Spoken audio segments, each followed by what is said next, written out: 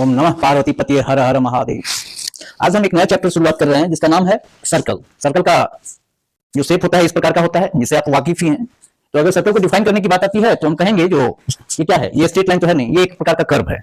तो circle is a curve, circle is a curve which is at constant distance from a fixed point. अगर ये जो fixed point है इससे क्या होगा, तो ये जो सर्कल जो है वो हमेशा एक कांस्टेंट डिस्टेंस, एक जो है मान लीजिए ये 3 सेंटीमीटर है तो सब 3 सेंटीमीटर ही रहेगा, या 5 सेंटीमीटर है तो 5 सेंटीमीटर ही रहेगा, which is at a constant distance from a fixed point and this fixed point is called centre.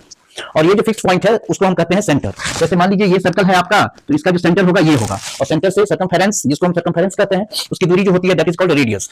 अब सर्कल का जो ये सर्कल का कोई भी पॉइंट ले लीजिए और उसको सेंटर से जो मिलाने वाली लाइन सेगमेंट होगी दैट इज कॉल्ड रेडियस। और इसके बाद आता है डायमीटर।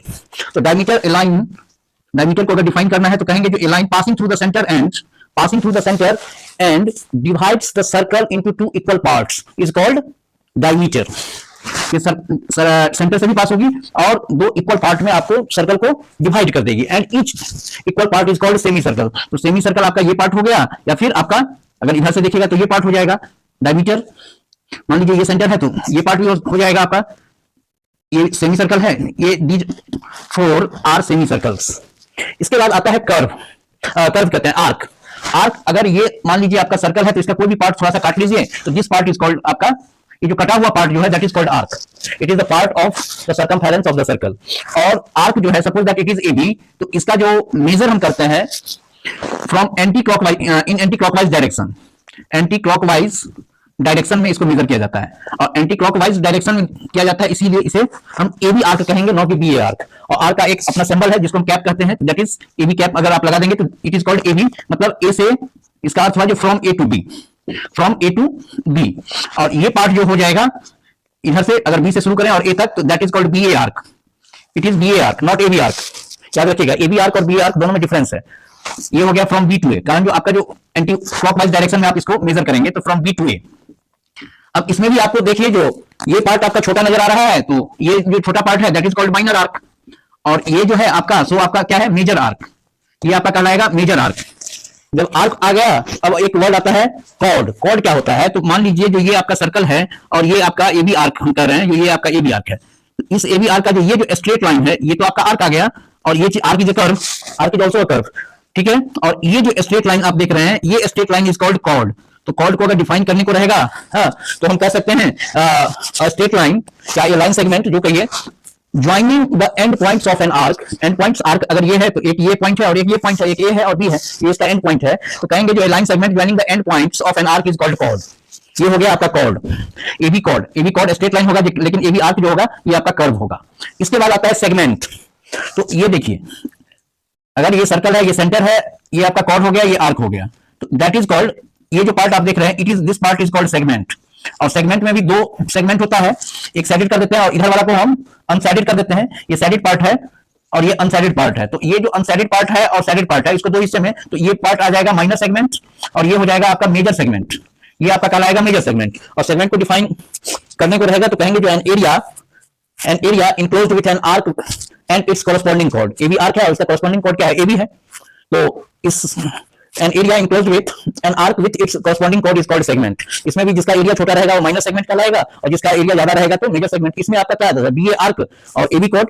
कॉर्ड ए बी कहें चाहे बी ए कहें, बात बराबर है, लेकिन आर्क में आपको ये चीज ध्यान रखना रहेगा, जो ए बी आर्क कहें कि बी ए आर्क कहें। तो इसमें आपका बी ए आर्क है, इसमें आपका B A arc plus A B chord, B A arc plus A B chord है। यहाँ पर ए बी आर्क है और प्लस ए बी कॉर्ड है, ए बी कॉर्ड है, ये एरिया ऐसा बना है, ठीक है। तो minor segment, major segment, A B chord को बी ए कॉर्ड भी कहिए, कोई फर्क नहीं पड़ता है।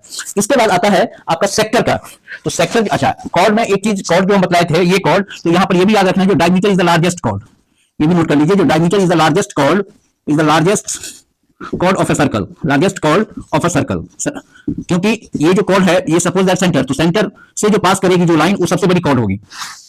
यहाँ पर भी तो ये भी सेमी सर्कल है, तो सेमी सर्कल है तो सेमी सर्कल ये पार्ट ले लें तो ये भी आर्क है और ये भी आर्क है आपका, ये पार्ट भी आर्क है। और जब ये आर्क है तो आर्क का एंड पॉइंट ये होगा, एक का एक एंड पॉइंट ये पी है और ये क्यू है, तो इसका एंड पॉइंट पी क्यू। तो दो आर्क के दोनों सिरे को मिलाने वाली रेखा जो है, जो लाइन है, दैट इज कॉल्ड आपका कॉर्ड है। तो पी क्यू जो है वो जो डायमीटर है, और ये सर्कल को दो इक्वल भाग में भी बांटता है and it is the largest chord. और डायमीटर जो होता है, डायमीटर को डी से डिनोट करते हैं और डी इक्वल टू 2 आर होता है, that is 2 into radius, 2 into radius. आपका जो रेडियस होगा सर्कल का उसका डबल। क्यों? क्योंकि आप देखते हैं जो ये इतना पार्ट आ रही है सेंटर टू सर्कमफेरेंस या सेंटर टू सर्कल की दूरी, और ये भी आर है, तो आर प्लस आर क्या हो जाएगा? आपका 2r हो जाएगा। अब आता है हमारा नंबर इसके बारे में, सेक्टर के बारे में। तो सेक्टर के लिए ये देखिए, जो ये अगर सर्कल है, ये सेंटर है, तो यहाँ पर हम क्या देखते हैं, जो सेंटर टू सर्कमफेरेंस या सेंटर टू सर्कल, ये आपका OA और OB आपका क्या आ जाता है? OA equal to OB equal to radius of the circle, ये आपका रेडियस है। तो ये जो पार्ट है आपका, ये जो पार्ट है दैट इज कॉल्ड सेक्टर। ये भी पार्ट सेक्टर है और ये भी पार्ट सेक्टर है। अंतर ये है, जो ये सैडेड वाला जो है, ये जो सैडेड वाला एरिया है, वो आपका आ जाएगा क्या? Minor sector. इसको माइनर सेक्टर कहेंगे, माइनर सेक्टर इसलिए जो इसका एरिया छोटा है। और ये जो पार्ट है वो आपका मेजर सेक्टर आ जाएगा, मेजर सेक्टर कहलाएगा, जिसका एरिया ज्यादा रहेगा, that is called major sector.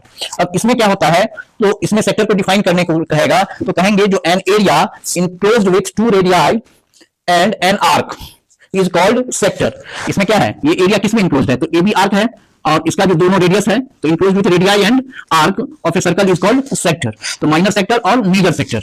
अब इसमें ये चीज, अच्छा ये चीज हो गया सेक्टर के बारे में। अब आता है सेंट्रल एंगल। सेंट्रल एंगल क्या होता है? तो ये देखिए, ये सेंटर है, सेंटर पर जो आर्क या कॉर्ड बनाता है, अब ये आर्क मान लीजिए ये एंगल थीटा बनाता है ऊपर, तो OAB, OA और OB आपका रेडियस है, तो कहेंगे एंगल AOB इक्वल टू आपका थीटा है, या कोई भी हो, 30 डिग्री हो, 40 डिग्री हो, उससे नहीं मतलब है हमको। तो AOB इक्वल टू थीटा। तो ये जो एंगल सेंटर पर बनाता है, तो यही एंगल जो आर्क बनाता है, यही चीज आपका कॉर्ड भी बनाता है। ये भी याद रखिएगा, ये सब के बारे में आगे हम बढ़ेंगे, जब कॉन्ग्रुएंसी की ओर, सर्कल में कॉन्ग्रुएंसी की ओर आएंगे तब बताएंगे आपको। तो ये जो एंगल जो सेंटर पर बना, सेंटर ऑफ द सर्कल पर, दैट इज कॉल्ड, तो ये जो थीटा जो है, इसी को हम कहते हैं, that is called central angle. Central angle. और एक टॉपिक और आ गया है, कंसेंट्रिक सर्कल्स। तो कंसेंट्रिक सर्कल्स के लिए क्या होगा, तो ये दो सर्कल है, मान लीजिए ये C1 है और ये आपका C2 है, इसका रेडियस आपका R1 है और इसका रेडियस क्या है? R2 है। तो हम कह सकते हैं कि to circles with different radii having same centre is called concentric circles. Concentric circles में दो ही सर्कल आ सकता है, दो से ज्यादा भी हो सकता है, तीन सर्कल को भी कंसेंट्रिक सर्कल हम बना सकते हैं, ऐसी बात नहीं है, क्योंकि कंसेंट्रिक का अर्थ हुआ that is with the same centre, तो ये अगर R3 हो जाए तो ये भी तीनों सर्कल भी आपका कंसेंट्रिक सर्कल कहलाएगा। तो ये था आज का सर्कल का से रिलेटेड बेसिक कंसेप्ट हो गया। अब आगे जो है कॉन्ग्रुएंसी, सर्कल से रिलेटेड जो कॉन्ग्रुएंसी का है शुरुआती, वो कल बतलाएंगे नेक्स्ट क्लास में। इसके बाद थ्योरम और सर्कल कंटिन्यूअस रहेगा हमारा। आज के लिए इतना ही, थैंक यू।